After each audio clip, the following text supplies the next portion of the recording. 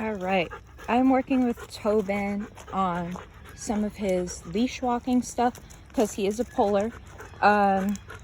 So for now, and if I hear otherwise, I'll be sure to use some other equipment. But for now, I'm just keeping him on the slip leash because I wasn't sure exactly what equipment was okay for him to be placed on or not.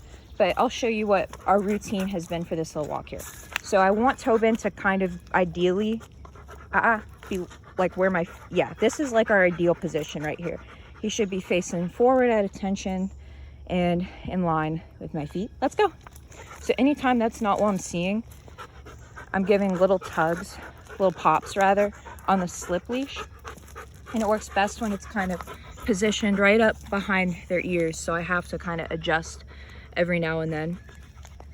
But it's just annoying enough that when he pulls, it tightens behind his ears. And he says, I don't like that.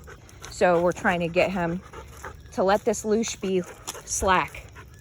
Let this leash be slack rather than pulling to its full extension all the time.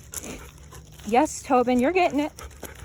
And one other thing I'm doing to kind of try to help discourage him pulling ahead, let's go, is out of nowhere, I will just make like the tightest left turn, like the tightest inside turn I can with a let's go as the marker.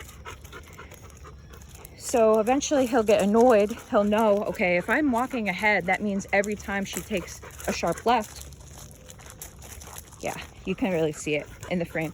But I bump into him. Every time I make a sharp left and he's pulling ahead, he's not in the right position he should be in, he's gonna get bumped into. Because if he's right by my side, no pulling. Because if he's right by my side like this, a let's go is super easy and is a clean inside or outside turn. So eventually this will get him into the habit of being attentive to the walker. Let's go. If you're unpredictable, let's go.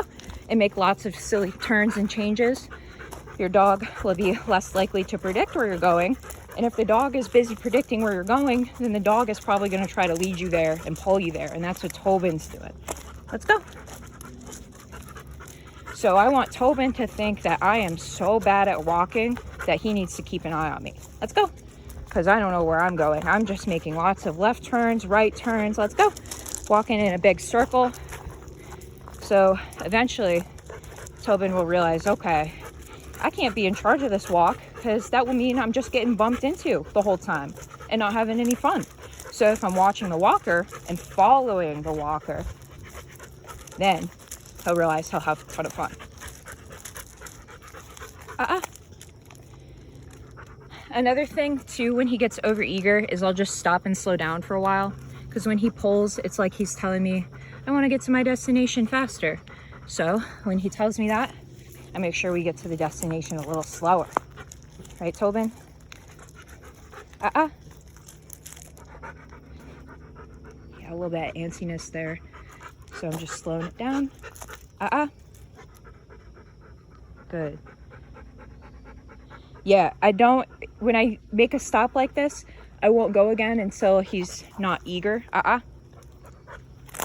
Eager and pulling. So sometimes I have to let him work that out and he'll be eager and pull. He'll throw a little mini tantrum and then he'll go, oh, okay.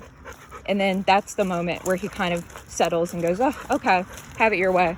That's when I say, okay, let's go. Because he can be a stubborn boy sometimes, huh?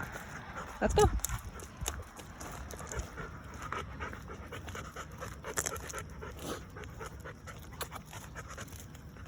Tobin! Okay, let's go over to this grass here. Okay. Because training, I want to be kind of fun for them. And he just had a lot of kind of corrections with his pulling. Tobin! Shall we give him a little break? Yes. And then we'll walk him on the way back doing the same. Leave it. And we'll walk him the way back doing the same kind of routine, practicing with allowing him to let slack on the leash. Where are you going, bud? But yeah, so I'll let him sniff around, explore, go potty if he needs to. And then we're back to it. I like to do short little bursts like this because I find that, oh, he's going potty. I'll give him some privacy. With puppies, it helps a lot. And baby dogs, their attention span might not be as long. Good boy. So it's not necessarily that they're stubborn or giving up. Sometimes they just need a break. So I'm trying to train him in short little bursts and give him energy relief where he needs it, because he's super energetic. So I think of like walks and playtime as like a really essential part of the training when a dog's super high energy like this, because if the energy needs aren't met either, he's going to have a harder time focusing. So yeah, so those are just kind of the things that I was doing to try to set him up for success with loose leash walking. He's doing a little better. Let me fix the slip. Scooch it up a little right behind the ears. Yes.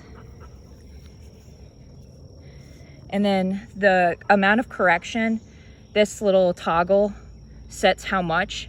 So for example, now this is how much of a correction. So it's not very much, but that's because I don't want it to slip out over his head, because he's already tried to slip out of it once. But if you move this toggle like up, now like you have this much correction and so on. So yes, that's the slip leash for you. Yes, Tobin, good boy. But yeah, so he's doing a great job otherwise. Pulling. Yeah, we're gonna keep on this pulling. And if I do hear about any other equipment you'd like him tried on, we will get right to it.